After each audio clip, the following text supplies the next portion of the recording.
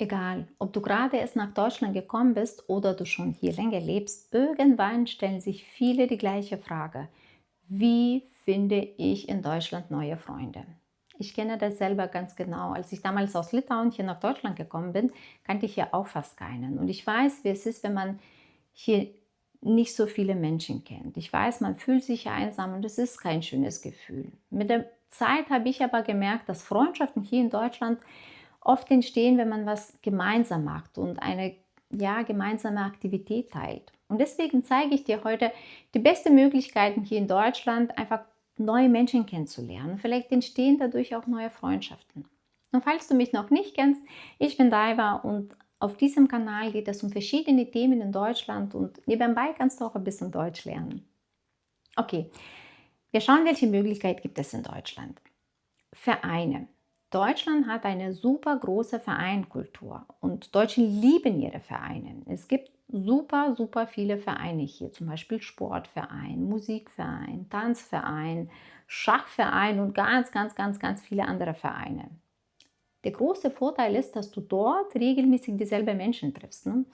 Und mit der Zeit kommt man auch automatisch ins Gespräch und lernt man sich auch besser kennen. Und so entstehen auch die Freundschaften. Und wenn du zum Beispiel ein Hobby hast oder etwas Neues ausprobieren möchtest, lohnt sich auf jeden Fall nach einem Verein in deiner Nähe, einfach in deinem Ort zu schauen. Ja, was eigentlich schön bei diesen Vereinen ist, du kannst ja auch oft so einen kostenlosen oder unverbindlichen Probetraining machen oder Schnuppertermin machen. Ja, und danach kannst du nach diesem Probetraining auch entscheiden, ob du Mitglied sein möchtest oder nicht. Dann Volkshochschule. Viele kennen Volkshochschule nur wegen der Deutschkurs, aber dort gibt es super viele andere Kurse, zum Beispiel Kochkurs, Computerkurs, Kreativkurs, Malerkurs, ganz viele. Also, und die meisten Kurse finden auch über mehrere Wochen statt. Und deswegen triffst du dort auch andere Teilnehmer regelmäßig. Und so lernt man auch sich besser, weil man sich regelmäßig trifft und dann kommt man auch öfter ins Gespräch. Dann gibt es Sprachcafés. In vielen Städten gibt es solche Sprachcafés. Dort treffen sich Menschen auch aus verschiedenen Ländern und so sprechen sie auf Deutsch, lernen sie auch die Sprache gemeinsam und oft kommen auch viele Muttersprachler dazu. Und du kannst dort auch dein Deutsch verbessern und gleichzeitig lernst du auch neue Leute kennen. Und natürlich, wenn du unsicher auch beim Sprechen bist, dann ist ja auch überhaupt gar kein Problem, weil dort brauchst du wirklich auch keine Angst, Fehler zu machen, weil viele auch noch Deutsch lernen. Dann gibt es noch Sprachtandem. Da triffst du zum Beispiel regelmäßig mit einer Person, die zum Beispiel Deutsch spricht und deine Muttersprache lernen möchte. Und ihr hilft euch gegenseitig beim Lernen. So kannst du natürlich auch Deutsch verbessern, ja, dein Deutsch im Alltag üben und auch gleichzeitig auch Menschen kennenlernen und dem anderen Menschen auch deine Sprache beibringen. Das ist auch, finde ich, super klasse Sache. Dann gibt es Wanderung oder Freizeitsgruppen. Fast jede Stadt hat Wandergruppen oder Freizeitsgruppen. Ja, dort werden gemeinsam Spaziergänge, Wanderungen oder Fahrradtouren oder Ausflüge organisiert. Wenn du gerne draußen bist, ja, kannst du dort ganz unkompliziert neue Kontakte knüpfen. Und solche Gruppen findest du oft über die Internetseite deiner Stadt oder über verschiedene Apps oder Internetseiten. Dann was noch super klasse Sache ist ein Ehrenamt.